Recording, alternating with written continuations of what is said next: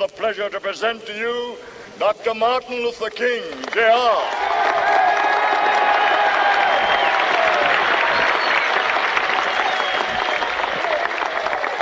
I am happy to join with you today in what will go down in history as the greatest demonstration for freedom in the history of our nation.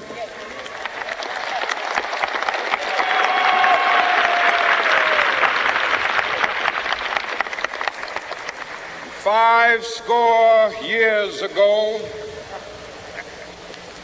a great American in whose symbolic shadow we stand today signed the Emancipation Proclamation.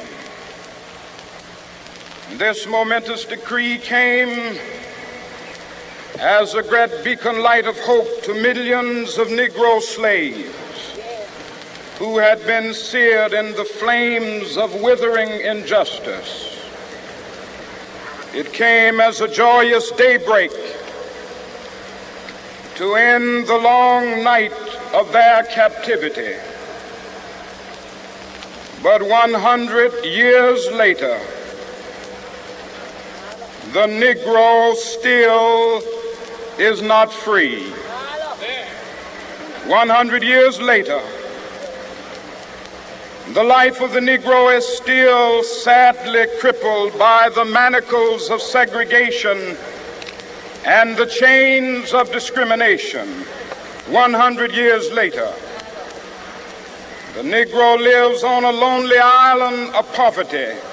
I have a dream that one day this nation will rise up and live out the true meaning of its creed.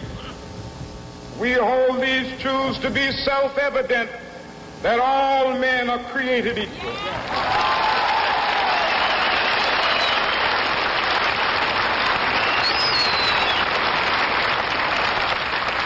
I have a dream that one day on the red hills of Georgia, the sons of former slaves and the sons of former slave owners will they be able to sit down together at the table of brotherhood. I have a dream that one day, even the state of Mississippi, a state sweltering with the heat of injustice, sweltering with the heat of oppression, will be transformed into an oasis of freedom and justice. I have a dream. My four little children will one day live in a nation where they will not be judged by the color of their skin, but by the content of their character. I have a dream today.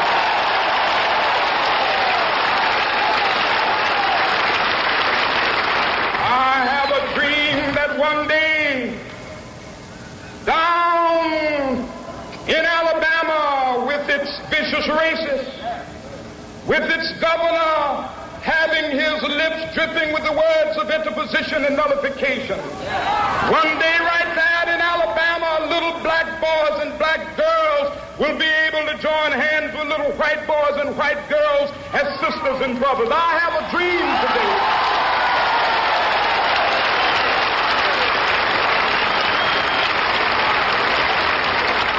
I have a dream that one day every valley shall be exalted, and every hill and mountain shall be made low. The rough places will be made plain, and the crooked places will be made straight, and the glory of the Lord shall be revealed, and all flesh shall see it together. This is our hope. This is the faith that I go back to the South with. With this faith, we will be able to hew out of the mountain of despair a stone of hope. With this faith, we will be able to transform the jangling discords of our nation into a beautiful symphony of brotherhood. With this faith, we will be able to work together, to pray together, to struggle together, to go to jail together, to stand up for freedom together, knowing that we will be free one day.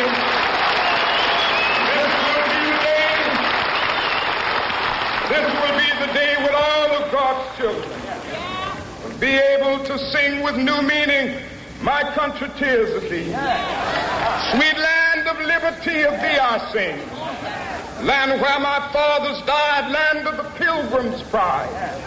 From every mountainside, let freedom ring. And if America is to be a great nation, this must become true. And so let freedom ring. From the prodigious hilltops of New Hampshire, let freedom ring.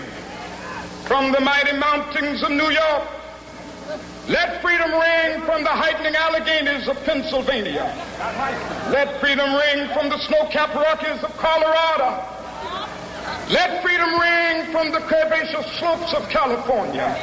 But not only that, let freedom ring from Stone Mountain of Georgia.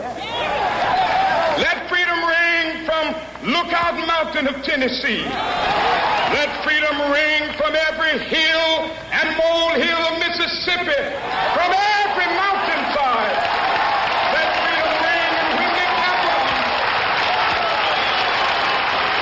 when we allow freedom ring, when we let it ring from every village and every hamlet, from every state and every city, we will be able to speed up that day when all of God's children, black men and white men, Jews and Gentiles, Protestants and Catholics, will be able to join hands and sing in the words of the old Negro spiritual, free at last, thank God.